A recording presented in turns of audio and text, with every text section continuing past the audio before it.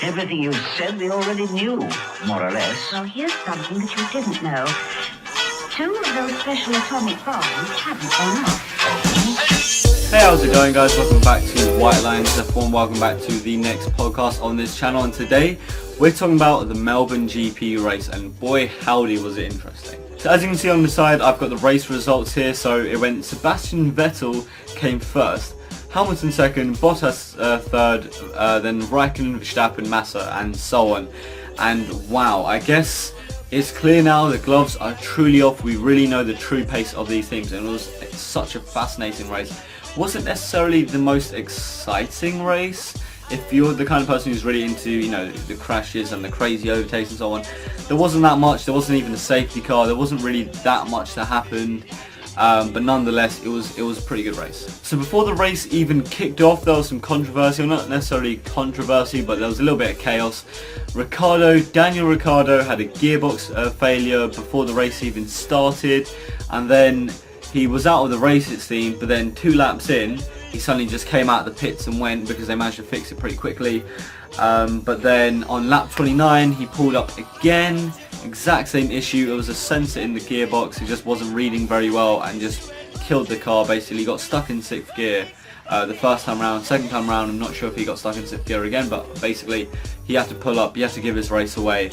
Such a shame for him. The car was actually pretty quick, but you know, I mean, if the gearbox is going so quickly, then there's just no point even worrying about speed. And it's a bit ironic because yesterday when he had his crash, the thing that was most damaged, apart from his track position of course, was the gearbox, and now in one weekend he's had to say goodbye to 2 gearboxes. That is crazy, such a shame. So talking more into the race, as it kicked off, now it was a bit of a chaotic start, apart from the fact that Ricciardo had to pull up before the race even started. We then had an aborted start, and it was a little bit of a chaotic moment where everyone was on their seats and really desperate for the race to just kick off and get going there, and it just got aborted. We're like, oh my god, just hurry up. But anyways, when the race was started, Hamilton had a really good start. He had a great getaway. That's something that he really struggled with last season, and this season I think it's even more variable than last year. We had a really good getaway. Vettel had a decent getaway, but he said in the interview after the race that he was a little bit timid on it. He had a little bit of wheel spin, didn't manage it as well. He was basically a little bit nervous, but those nerves went away very quickly throughout the race. Throughout the race though, whilst Hamilton was leading, he was actually complaining for grip. Even though he was in clear air, there was something wrong with, I don't know if it was the tyres, but he was thinking it was the tyres. He just didn't have the grip he needed. And from his perspective at least, it seemed the tyres were fading away a little bit quicker than expected. So it was a real shame for him. That was definitely something that impacted his race. The only real crash that happened on the first lap, by the way, was Kevin Magnussen taking out Ericsson. Magnussen kind of outbraked himself. Ericsson was there to already taking the corner. Magnussen just clipped him, spun him round. There wasn't no racing investigation into it. It was kind of a racing incident, I suppose. And actually, it was kind of a quiet night in the FIA office. They had nothing to investigate whatsoever. There wasn't enough crashes. There wasn't, you know, people overstepping the mark too much simply because they weren't capable of doing it. Because if they did, they would have spun out. So people kind of behaved themselves really nicely, which is a bit surprising for F1 drivers. Moving on to Grosjean, lap 15. Unfortunately for him, he went into the pits for his pit, and the car was on fire. The engine caught fire, and Magnussen, for pretty much the same reason, an engine-related issue, he was out of the race on lap 50. And though both Ferrari cars finished the race totally fine, both those Ferrari engines in the Haas cars both obviously broke down. So that is something that Ferrari will have to look into, because that is something that obviously can totally relate into those Ferrari cars. So that is something Ferrari will be worried about. Not that there's much for them to worry about. Real shame for Jolyon Palmer. He retired with brake issues. Standard, you would expect that, to be honest. I feel really bad for him. Ever since he had that first crash in free practice 2, it's just been such an awful weekend for him. So I feel really bad for him nonetheless. I'm going to talk about Esteban Ocon actually really quickly for the Force India. Yeah, it was Force India. He finished 10th. He got his first points. Not first points ever, but he got points straight away at the start of the season in his debut full season. massive result for him. He had a really good overtake on Alonso, which actually got him into the points, and that was the same one that Hulkenberg kind of stole the overtake as well. Alonso was being tracked by both cars, and both of them overtook him on the same corner. But Ocon had a really solid race. He was quick. He was relaxed. He was confident. He was aggressive in all the right reasons. So yeah, I'd say well done to Ocon, and he deserves that in particular because he is someone that I did criticise a few episodes back. So yeah, he did well today. Going back to Alonso, unfortunately for him, he actually retired on lap 53 with a suspension issue after being overtaken by both cars. Something was wrong with the suspension. It was just pulling the car to the left. He couldn't really control it.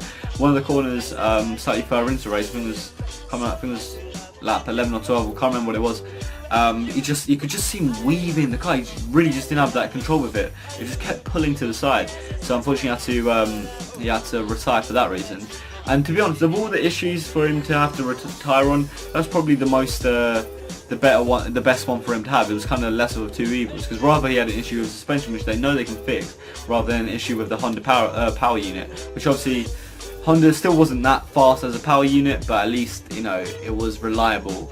So, you know, famous last words, but it worked out today. Well, power unit at least. Lance Stroll had a pretty crap race, to be honest. He didn't really get anything going. He wasn't doing particularly great, and then I think he had a puncture or something that screwed him up, and then he had to retire from the race as well. Real shame for him, but it was, to be honest, just a pretty poor race weekend for him. And then Marcus Ericsson also had to retire from the race. He had engine issues, I believe I'm right in saying. Nonetheless, those were all the DNFs. Anyways, moving on to the battle at the front. That's the most important part of the race. That was the most interesting one that we had. So obviously Seb maintained second place throughout the race, but well, until the pits at least. And whilst he was following Hamilton, Seb just seemed totally unscathed by the dirty air, by the hot air of their cars, and that's something that has been really good with Ferrari and actually with Red Bull, interestingly, throughout the past couple of years, which is something that Mercedes hasn't been very good at, which is they're really good at following cars, and Ferrari literally behind that Mercedes just seemed totally unscathed. The tyres weren't going off, they weren't being badly affected at all. Those tyres were holding up really, really well for them, and Seb clearly seemed like he was holding back and he had power to spare, and it just worked out so well for him. They took a very clever strategy. They actually did the overcut, which is when Hamilton went into the pits, he didn't really have a choice. His tyres were, well, from his perspective, his tyres were dropping off. He had to go into the pits, and Vettel just went like 4 or 5 laps before he went for his pit, because he just had so much confidence in the tyres. They just weren't dropping off for him. And then when Hamilton came back out, unfortunately, he got held up by Verstappen. That's kind of just happened. He just happened to be that. Verstappen wasn't actually that quick at that time because he was struggling with his tyres, and Verstappen stayed out too many laps, and literally Seb just flew off into the distance. I think after only a couple laps he was 8 seconds ahead of Hamilton. Hamilton brought that gap down to like 7 seconds, and then it just went all the way up as the race progressed. Seb seemed so confident, and even when he was out in the lead ahead of everyone, he still looked like he was just holding back just a little bit. He looks like he's in a car that can push itself so much further than he showed, and he won the race, and he still seems like he's got a car with more to show. Such a wonderful result for him, such a wonderful result for Ferrari. And if you look at the celebrations, the passionate Italian engineers and everyone associated in Ferrari, and even the fans, what a reaction. Actually, we saw a bit of a crowd invasion. It was amazing. It was all the fans were on the track cheering. Obviously, it's not safe. If you're one of those fans, don't be doing that. Not that you guys would be watching, but it was such a wonderful sight to see. Something we haven't seen in F1 in such a long time. It was genuinely beautiful. It was a genuinely wonderful sight to see. That's what we want in F1. That's what we want. We want that passion from the fans to come back. There was absolutely no doubt whatsoever that Ferrari were the deserving winners. You know, I said yesterday that Hamilton/Mercedes were obviously really good and the gloves were off, but that if Vettel had the clean lap, he would have potentially been ahead. And you know what? You know, that absolutely seals it for me. If it wasn't for that turn 1 and 9, certainly that lap would have been ahead of Hamilton. I've got no doubt whatsoever.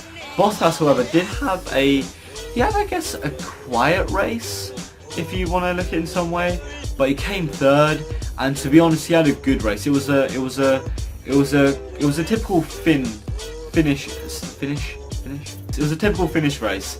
You know, he was quiet, reserved, controlled, and he had a decent performance and a decent finish in the end. In fact, I reckon if it was given another 4 or 5 laps, because as you can see, Bottas only finished about 1.5 seconds behind Hamilton in the end, and to be honest, the only reason in my mind that Bottas didn't actually overtake Hamilton was because whilst Hamilton and Bottas were getting past the back markers, Sergio Perez was a bit of an awkward back marker for Bottas to get past, and it kind of screwed him over.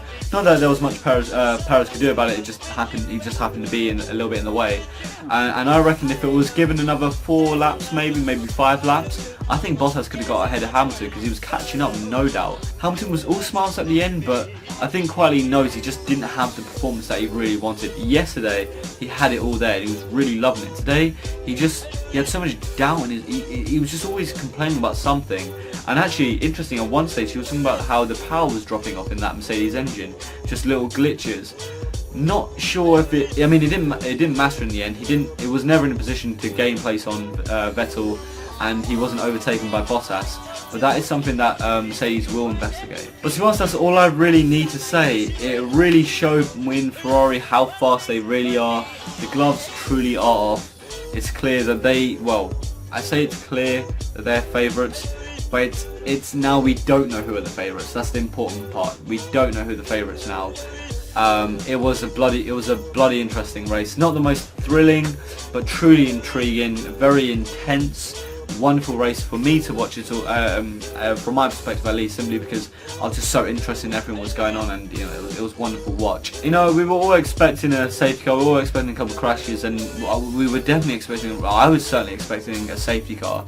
And we got none of that, which was a little bit annoying because obviously I'm a Hamilton fan. I really wanted that red flag to come out, or the safety car, so Hamilton could catch up to the Ferrari, the Vettel, and see where it goes. But it didn't happen.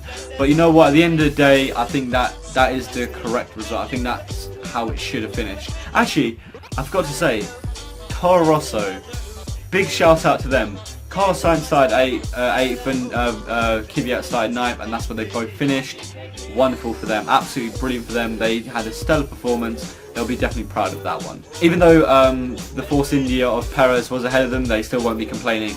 Massa won't be complaining at all. I think he had a decent race. Again, it was fairly quiet. He was trouble-free, but it's a solid performance from that Williams. So yeah, overall, that's pretty much all I can really say about that race. 2 weeks until we go off to China. I thought it was Bahrain next, but it's actually China. Thank you so much for watching, guys. There's not really too much for me to really say otherwise. I hope you've enjoyed this video. Please comment below any suggestions and anything you'd like to tell me. Like this video, share this video, that'd be wonderful. Subscribe to stay tuned for more. It's going to be a thrilling season. I hope you're as excited as I am. Thank you again for watching, and I'll see you on the next one. Woo-wee! Oh boy, now you got yourself in a heap of trouble. That's because I'm funny.